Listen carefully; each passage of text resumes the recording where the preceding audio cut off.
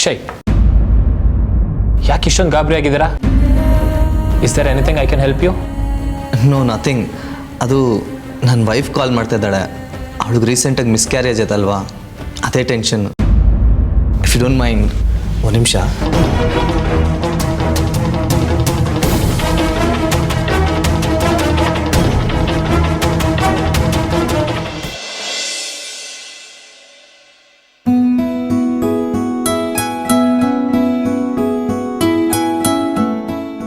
ಅಮ್ಮ, ನಂಗೆ ಈಗಾಗಲೇ ಹೊಟ್ಟೆ ತುಂಬಿದೆ. ಅದು ಎಷ್ಟು ಅಂತ ತಿನ್ನಿಸ್ತೀಯಾ? ನೋಡು, ಈ ಟೈಮಲ್ಲಿ ನೀನು ತಿಂದ್ಕೊಂಡು ಉಣ್ಕೊಂಡು ಚೆನ್ನಾಗಿರ್ಬೇಕು, ಇಲ್ಲಾಂದ್ರೆ ಮುಂದೆ ಶಕ್ತಿನೇ ಇರಲ್ಲ. ಅಮ್ಮ, ನೀ ಬರ್ದೇ ಇದ್ದಿದ್ರೆ ಆ ಪ್ರಕೃತಿ ನನ್ನನ್ನು ಇಷ್ಟೆಲ್ಲ ಆರೈಕೆ ಮಾಡ್ತಿದ್ಲ? ಖಂಡಿತ ಇಲ್ಲ. ಅದಕ್ಕೆ ನಾನು ಅವತ್ತು ನಿನ್ನ ಜೊತೆ ಮನೆಗೆ ಬಂದ್ಬಿಡೋಣ ಅಂತ ಅನ್ಕೊಂಡಿದ್ದು. ಸತ್ಯ, ನನ್ನ ಅದೃಷ್ಟ, ಅಪ್ಪ ನಿನ್ನನ್ನು ಇಲ್ಲಿ ಕರ್ಕೊಂಬಂದು ಬಿಟ್ಟು ಹೋದ್ರು. ನೀನು ನಮ್ಮನೆಗೆ ಬಂದರೆ ಆರೈಕೆಗೆ ಖರ್ಚಾಗ್ಬಿಡುತ್ತೆ ಅಂತ ನಿಮ್ಮಪ್ಪ ಯೋಚನೆ ಮಾಡಿರಬೇಕು. ಇದೆಲ್ಲ ಆ ಪ್ರಕೃತಿದೇ ಪ್ಲಾನು. ನಾವಿಬ್ರು ಒಟ್ಟಿಗೆ ಕೂತ್ಕೊಂಡು ಮಾತಾಡೋಕ್ಕೆ ಆಗಲ್ಲ. ಇಲ್ಲಿ ಯಾರಾದರೂ ಒಬ್ರು ಬಂದು ಒಕ್ಕರಿಸ್ಕೋತಾರೆ. ಅದೇ ನಮ್ಮನೇಲಿ ಆಗಿದ್ದಿದ್ರೆ ಇಬ್ಬರೇ ಒಟ್ಟಿಗೆ ಕೂತ್ಕೊಂಡು ನಿನಗೆ ಬದುಕೋ ರೀತಿ ಹೇಗೆ ಅಂತ ನಾನು ಉಪಾಯನ ಹೇಳ್ಕೊಡ್ತಾ ಇದ್ದೆ.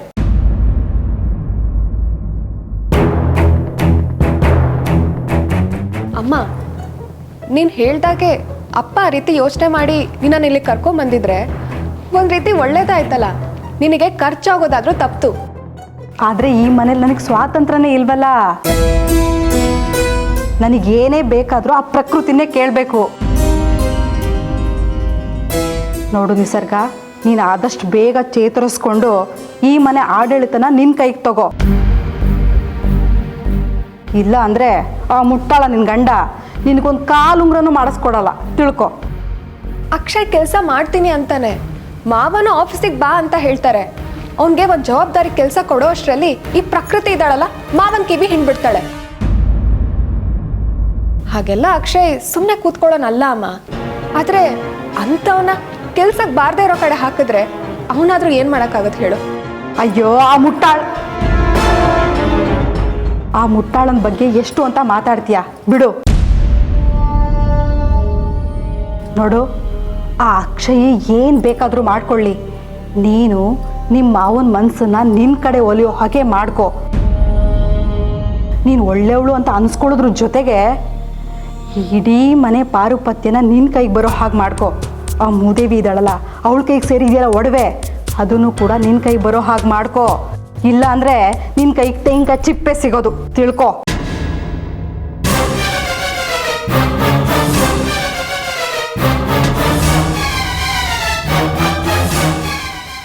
ಸರ್ಗ, ಈ ಹಣ್ಣುಗಳು ತಗೋ, ನೀನೇ ಬಿಡಿಸ್ಕೊಂಡು ತಿನ್ನು. ಅಷ್ಟರ ಮಟ್ಟಿಗೆ ನಿನ್ನ ಆರೋಗ್ಯ ಸುಧಾರಿಸಿದೆ. ಸರಿಯಪ್ಪ, ನೀ ಕೂತ್ಕೋ. ನಾನಿಲ್ಲಿ ಕೂತ್ಕೊಳ್ಳೋಕೆ ಬಂದಿಲ್ಲ. ಇಲ್ಲೇ ಜಾಂಡ ಹೂಡಿರೋ ನಿಮ್ಮಮ್ಮನ್ನ ಇಲ್ಲಿಂದ ಎಬ್ಬಿಸ್ಕೊಂಡು ಕರ್ಕೊಂಡು ಹೋಗಿ ಬಂದಿರೋದು. ರೀ, ಏನು ಹೇಳ್ತಾ ಇದ್ದೀರಾ ನೀವು? ನಿಸರ್ಗ ಇನ್ನೂ ಹುಷಾರಾಗಿಲ್ಲ. ನಾನು ಮನೆಗೆ ಬಂದ್ಬಿಟ್ರೆ ಅವಳು ನೋಡ್ಕೊಳ್ಳೋದು ಯಾರು? ಬಾಯಿ ಮುಚ್ಕೊಂಡು ನೀನು ಬಟ್ಟೆ ಬರ ತಗೊಂಡು ಇಲ್ಲಿಂದ ಹೊರಡು. ನೀನು ಇಲ್ಲಿ ಮಾಡ್ತಾ ಇದ್ದ ಉಪಕಾರ ಏನು ಅಂತ ನಂಗೆ ಚೆನ್ನಾಗಿ ಗೊತ್ತಿದೆ. ನೀನು ಉಪದೇಶ ಮಾಡ್ತಾ ಇದೆಯಲ್ಲ, ಅದರ ಅರ್ಥ ನನಗೆ ಗೊತ್ತು. ಅಯ್ಯೋ, ನಾನೇನ್ರಿ ತಪ್ಪು ಮಾತಾಡ್ದೆ? ಇವಳಿಗೆ ಬದುಕೋದಾರಿ ಏನು ಅಂತ ಹೇಳ್ತಾ ಇದ್ದೆ ಅಷ್ಟೇ. ನಿನ್ನ ಬದುಕೋದಾರೆ ಇವಳೇನಾದ್ರು ಹಿಡಿದ್ರೆ ಹುಚ್ಚಿಡ್ದು ಬೀದಿ ಬೀದಿ ಅಲಿಬೇಕಾತಷ್ಟೇ. ಸಾಕು, ನಡಿಯ ಮನೆಗೆ. ಅಪ್ಪ, ಅಮ್ಮ ಹೊರಟೋದ್ರೆ ನನ್ನ ಗತಿ ಏನು? ಟೈಮ್ ಕರೆಕ್ಟಾಗಿ ಮಾತ್ರೆ, ಔಷಧಿ, ಊಟ ಎಲ್ಲ ಯಾರು ಕೊಡ್ತಾರೆ? ಟ್ರೈನ್ ನರ್ಸು ಪ್ರಕೃತಿ ಮನೇಲಿದ್ದಾಳೆ. ಅವಳಿಗಿಂತ ಚೆನ್ನಾಗಿ ನಿನ್ನನ್ನು ಯಾರು ನೋಡ್ಕೊಳ್ಳೋದಿಕ್ಕೆ ಸಾಧ್ಯ ಇಲ್ಲ. ನಿನ್ನಿಂದಾಗಿ ಪ್ರಕೃತಿಗೆ ಶ್ರಮ ಕಡಿಮೆ ಆಗಲಿ ಅಂತ ನಿಮ್ಮಮ್ಮನ ಕರ್ಕೊಂಬಂದು ಮನೇಲಿ ಬಿಟ್ರೆ ಇಬ್ರು ಸೇರ್ಕೊಂಡು ಅರವಿಂದ್ ಸಾಹೇಬ್ರ ಮನೆನ ಹೋಳು ಮಾಡಬೇಕು ಅಂತ ಹುನ್ನಾರ ಆಗ್ತಾ ಇದ್ದೀರಾ.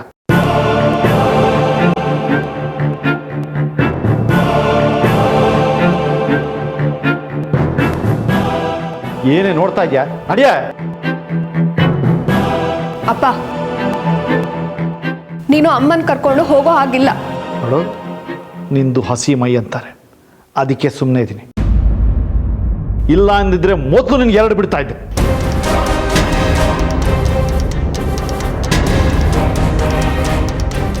ನೀನೇನು ಹೊರಡ್ತೀಯೋ ಇಲ್ಲ ಕಜ್ಜಾಯ ತಿನ್ಕೊಂಡೆ ಹೊರಡ್ತೀಯೋ?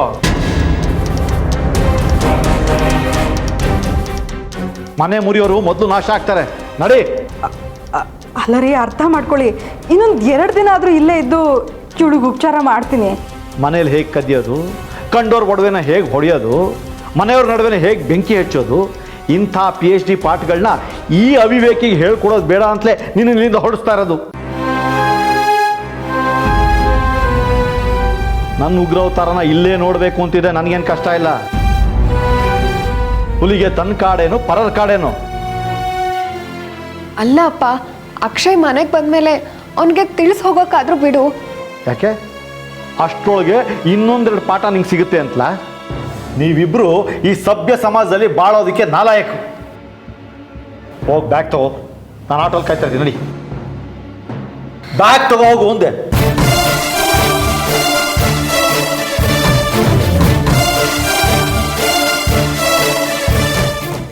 ನಾನು ಹೊರಡ್ತೀನಿ.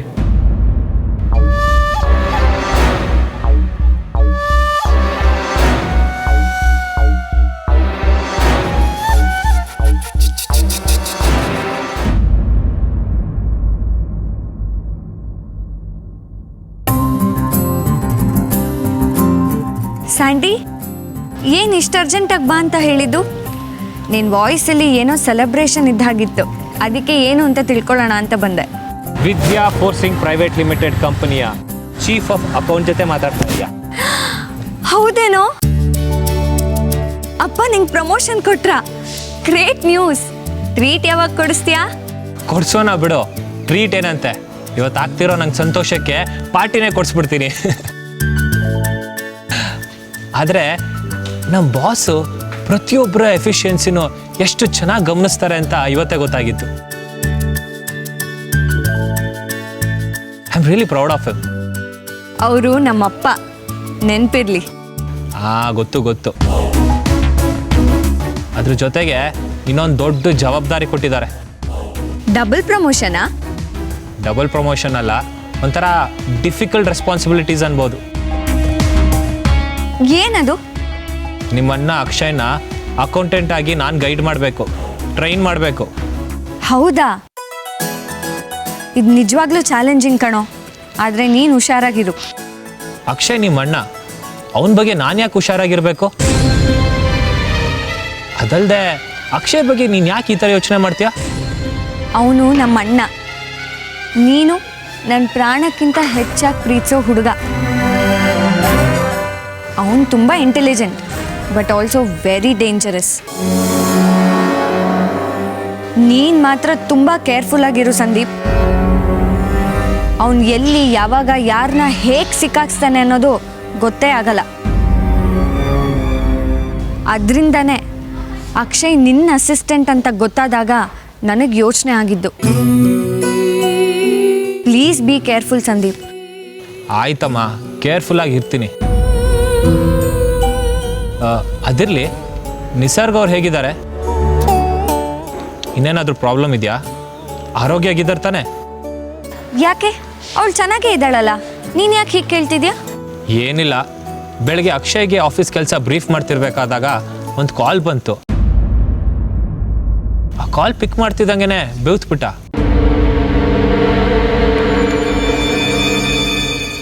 ಏನಾಯ್ತು ಅಕ್ಷಯ್ ಅಂತ ಕೇಳಿದೆ. ನನ್ನ ವೈಫ್ ಕಾಲು, ಅವ್ರಿಗೆ ಸ್ವಲ್ಪ ಹೆಲ್ತ್ ಅಪ್ಸೆಟ್ ಆಗಿದೆ ಅಂತ ಅಂದ. ಅದಕ್ಕೆ ನಿನ್ನನ್ನು ಕೇಳಿದೆ ಅಷ್ಟೇ. ಅವನು ಮತ್ತೆ ಯಾವುದೋ ಪ್ರಾಬ್ಲಮಲ್ಲಿ ಸಿಕ್ಕಾಕೊಂಡಿರ್ಬೋದು. Sandeep, you be very careful. I am worried about you because you are going to stay with him every day. ಸರಿ ಬಿಡು, ಈಗ ನೀನು ಎಚ್ಚರಿಕೆ ಕೊಟ್ಟಿದ್ಯಲ್ಲ, ಎಚ್ಚರವಾಗಿರ್ತೀನಿ ಇನ್ಮೇಲೆ. ಖುಷಿ, ಇವತ್ತು ನಾನು ಖುಷಿ ಪಡುವಂಥ ವಿಷಯ ಬಂದಿದೆ. ಪಾರ್ಟಿ ಮಾಡೋಣ. ತಾಳು, ಫಸ್ಟ್ ಐಸ್ ಕ್ರೀಮ್ ಕೊಡಿಸ್ತೀನಿ ನಿನಗೆ.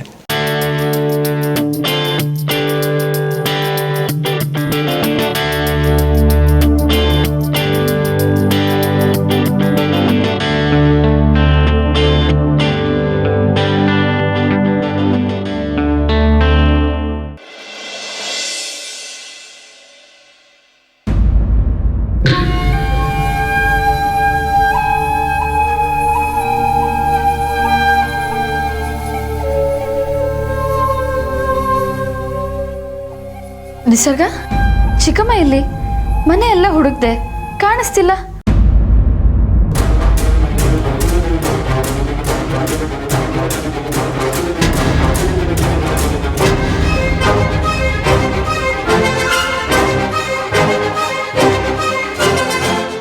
ಆಹಾ, ಏನ್ ನಾಟಕ ಮಾಡ್ತಿದ್ಯಾ ಅಲ್ವಾ ನೀನು?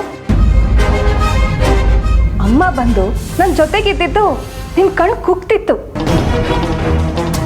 ಅದಕ್ಕೆ ಅಪ್ಪಂಗೆ ಫೋನ್ ಮಾಡಿ ಅಮ್ಮನ್ನ ಇಲ್ಲಿಂದ ಕರ್ಕೊಂಡು ಹೋಗೋ ಹಾಗೆ ಮಾಡಿ ಈಗ ಬಂದು ನನಗೇನು ಗೊತ್ತೇ ಇಲ್ಲ ಅನ್ನೋ ಥರ ನಾಟಕ ಮಾಡ್ತಿದ್ಯಾ. ಅಪ್ಪ ಬಂದಿದ್ರಾ? ಯಾವಾಗ? ನಂಗೆ ಹೇಳಲೇ ಇಲ್ಲ. ಅರ್ಶಿನ ಕುಂಕುಮ ತಗೊಳ್ದೆ ಚಿಕ್ಕಮ್ಮ ಹೆಂಗ್ ಹೋದ್ರು? ನಿನ್ ನಾಟಕ ಎಲ್ಲ ನನಗೆ ಗೊತ್ತು. ನೀನ್ ಅಪ್ಪಂಗೆ ಫೋನ್ ಮಾಡದೇ ಇದ್ದಿದ್ರೆ ಅಪ್ಪ ಇದ್ದಕ್ಕಿದ್ದ ಹಾಗೆ ಇಲ್ಲಿಗೆ ಯಾಕೆ ಬರ್ತಾರೆ? ನಿನ್ನ ಕಾಟ ತಪ್ಪಿಸ್ಕೊಬೇಕು ಅಂತ ಅವತ್ತೇ ಅಮ್ಮನ ಜೊತೆ ಮನೆಗೆ ಹೋಗೋ ಯೋಚನೆ ಮಾಡಿದೆ. ಆದ್ರೆ ನೀನು ಅಲ್ಲೂ ನಾಟಕ ಮಾಡಿ ಅಮ್ಮನ್ನ ಇಲ್ಲಿ ಇರೋ ಹಾಗೆ ಮಾಡಿದೆ. ನಾವಿಬ್ರು ನಿನ್ ಹಂಗಿಲ್ದೆ ಸಂತೋಷವಾಗಿದ್ವಲ್ವಾ, ಅದಕ್ಕೆ ನಿನಗೆ ಅದನ್ನ ಸಹಿಸ್ಕೊಳಕ್ಕಾಗ್ಲಿಲ್ಲ. ಕುತಂತ್ರ ಮಾಡಿ ಅಪ್ಪನ ಹತ್ರ ಹೇಳಿ ಅಮ್ಮನ ಇಲ್ಲಿಂದ ಓಡಿಸ್ದೆ. ಇನ್ನು ಅದೇನೇನು ಪ್ಲಾನ್ ಮಾಡ್ಕೊಂಡಿದ್ಯಾ? ನಿನ್ನನ್ನು ನೋಡ್ಕೊಳ್ಳೋಕೆ ಚಿಕ್ಕಮ್ಮ ಬಂದಿತ್ತು. ನಂಗೆ ನಿಜವಾಗ್ಲೂ ತುಂಬ ಸಹಾಯ ಆಗಿತ್ತು. ನಾನು ಯಾಕೆ ಅವ್ರು ಹೋಗುವಾಗ ಮಾಡಲಿ? ನೀನು ಯಾರ್ಯಾರಿಗೆ ಏನೇನು ಮಾಡ್ತೀಯೋ ಯಾರಿಗೆ ಗೊತ್ತು? I hate you. ನಿಂಗೆ ಯಾವಾಗ ಬುದ್ಧಿ ಬೆಳೆಯುತ್ತೋ ಆ ದೇವ್ರಿಗೆ ಗೊತ್ತು. ನಿಂಗೆ ಒಳ್ಳೆ ಯೋಚನೆಗಳೇ ಇಲ್ವಾ? ನಿನ್ನ ಉಪದೇಶ ಅಗತ್ಯ ನನಗಿಲ್ಲ.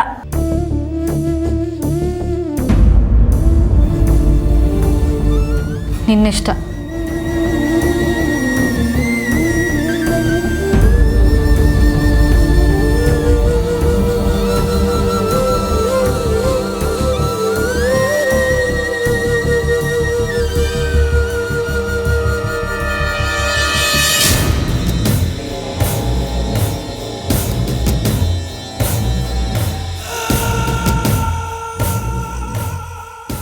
ಏನಂತೆ ನಿಮ್ಮ ಅತ್ತೆದು?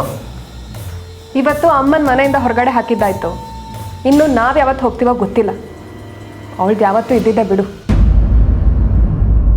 ಹೌದು, ನೀನೇನು ಇಷ್ಟೊಂದು ಖುಷಿಯಾಗಿದ್ಯಾ? ನಿಸರ್ಗ, ಬಾಗ್ಲಿಂದ ಸಿಟೌಟ್ಗೆ, ಸಿಟೌಟಿಂದ ಹಾಲಿಗೆ ಪ್ರವೇಶ ಸಿಕ್ಕಿದೆ. ಇನ್ನು ತಿಜೋರೆ ರೂಮ್ಗೆ ಯಾವಾಗ ಎಂಟ್ರಿ ಸಿಗುತ್ತೋ ಗೊತ್ತಿಲ್ಲ. ನೀನು ಪ್ರತಿಯೊಂದು ವಿಷಯಕ್ಕೂ ಕೋಪ ಮಾಡಿಕೊಂಡು ಮನೆಗೆ ಬರೋದನ್ನ ಫಸ್ಟ್ ನಿಲ್ಲಿಸು. ಪ್ರತಿದಿನ ಆಫೀಸಿಗೆ ಹೋಗು, ಆಮೇಲೆಲ್ಲ ಸರಿ ಹೋಗುತ್ತೆ. Yes, I have to. But ಅವ್ನು ಯಾವನೋ ಸಂದೀಪ್ ಅಂತೆ, ಅವನ ಕೈ ಕೆಳಗಡೆ ನಾನು ಕೆಲಸ ಮಾಡಬೇಕು. ಬಾಸ್ ಮಗ ಕೆಲ್ಸದವನ ಕೈ ಕೆಳಗಡೆ ಕೆಲಸ ಮಾಡಬೇಕು. ಅದೇನು ಅಡ್ಮಿನಿಸ್ಟ್ರೇಷನ್ ಮಾಡಲೋ ಏನೋ, ನನಗಂತೂ ಗೊತ್ತಿಲ್ಲ. ಇರಲಿ, ನಿಂಗೂ ಟೈಮ್ ಬರೋ ತನಕ ಸ್ವಲ್ಪ ಕಾಯಿ. Have patience.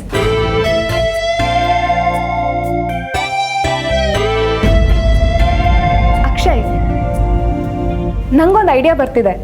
ನಾನು ಕ್ವಾಲಿಫೈಡ್. ನಾನು ಯಾಕೆ ನಿಮ್ಮ ಆಫೀಸಲ್ಲಿ ಕೆಲಸ ಮಾಡಬಾರ್ದು? ವಾವ್, ಗ್ರೇಟ್ ಐಡಿಯಾ ನಿಸರ್ಗ. ಒಬ್ರಿಗಿಂತ ಇಬ್ಬರು ಬೆಟರು. ಬಟ್ ನೀನು ಫಸ್ಟ್ ಹುಷಾರಾಗು, ಅದಾದ್ಮೇಲೆ ಟ್ರೈ ಮಾಡೋಣ. Your health is more important, okay?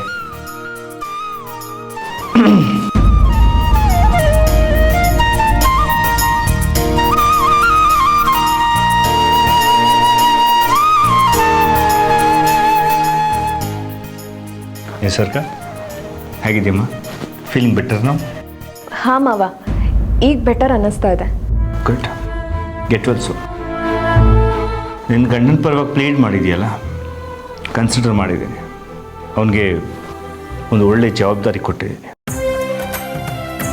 Akshay, ಕೆಲಸದ ರೀತಿ ಏನು, ಅದರ ಒಳಸುಳಿಗಳೇನು ಅಂತ ಚೆನ್ನಾಗಿ ಅರ್ಥ ಮಾಡ್ಕೊಳ್ಳೋಕೆ ಪ್ರಯತ್ನ ಮಾಡು. ಚೆನ್ನಾಗಿ ಕೆಲಸ ಮಾಡು. Wish you all the best. Thank you ಅಪ್ಪ. Good luck.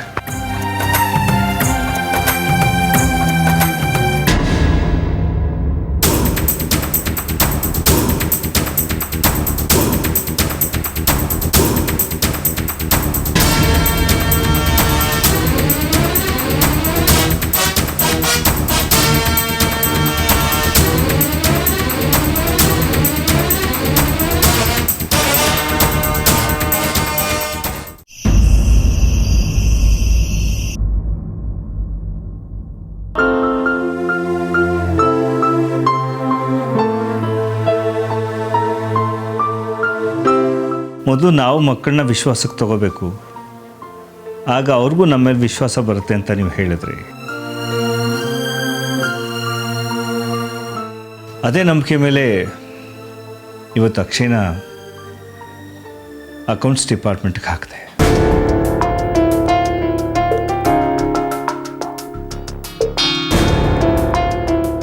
ನೋಡಬೇಕು ಹೇಗೆ ಕೆಲಸ ಮಾಡ್ತಾನೆ ಅಂತ. ಈ ವಿಷಯ ನಿಸರ್ಗಕ್ಕೂ ತಿಳಿಸ್ದೆ. ಅವಳ ಸಂತೋಷ ನೋಡಬೇಕಾಗಿತ್ತು ನೀವು.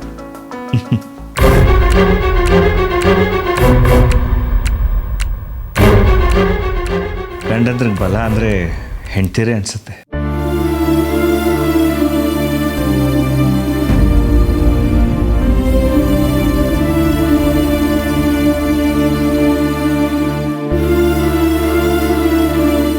ನನ್ನ ವಿಷಯದಲ್ಲೂ ಅದು ನಿಜಾನೇ.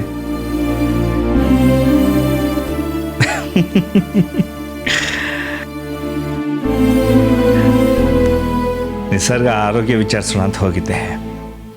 ಹಾಗೆ ಅವಳಿಗೂ ವಿಷಯ ತಿಳಿಸಿ ನಿನ್ನ ಗಂಡನಿಗೆ ಚೆನ್ನಾಗಿ ಕೆಲಸ ಮಾಡೋಕ್ಕೆ ಹೇಳಮ್ಮ ಅಂತ ಹೇಳಿ ಬಂದಿದ್ದೀನಿ. ಒಳ್ಳೆ ಕೆಲಸ ಮಾಡಿದ್ರಿ, ಆದರೆ ಮಾನಿಟರ್ ಮಾಡ್ತಾ ಇರಬೇಕು, ಅದು ಬಹಳ ಮುಖ್ಯ. ಒಂದು ಅಬ್ಸರ್ವೇಷನ್ ಇದೆ, ಹೇಳ್ಬೋದಾದರೆ ಹೇಳ್ತೀನಿ. ಹೇಳಿ.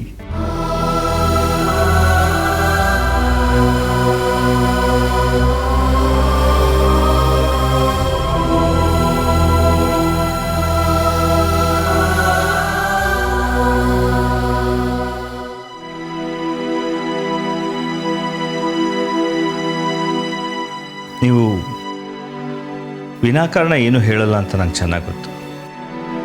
ಸಂಕೋಚ ಬೇಡ, ಅದೇನು ಹೇಳಿ.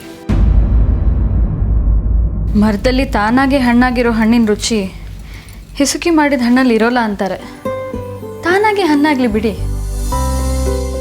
ಅಂದರೆ ನಾವು ಆತರ ಪಡ್ತಾ ಇದ್ದೀವಿ ಅನ್ನೋದು ನಿಮ್ಮ ಅಭಿಪ್ರಾಯ? ಬಹುಶಃ ಅವನಲ್ಲಿ ಆ ಥರ ಇದೆ ಅಂತ ನನಗೆ ಯಾಕೋ ಅನ್ನಿಸ್ತಾ ಇಲ್ಲ. ಮಾಗಬೇಕು, ಕಾಯಬೇಕು, ಬಹಳ ಎಚ್ಚರಿಕೆಯಿಂದ ಕಾಯಬೇಕು. ಈ ಮಾತನ್ನ ನಾನು ಖಂಡಿತ ನೆನ್ಪಿಟ್ಕೊಂಡಿರ್ತೇನೆ.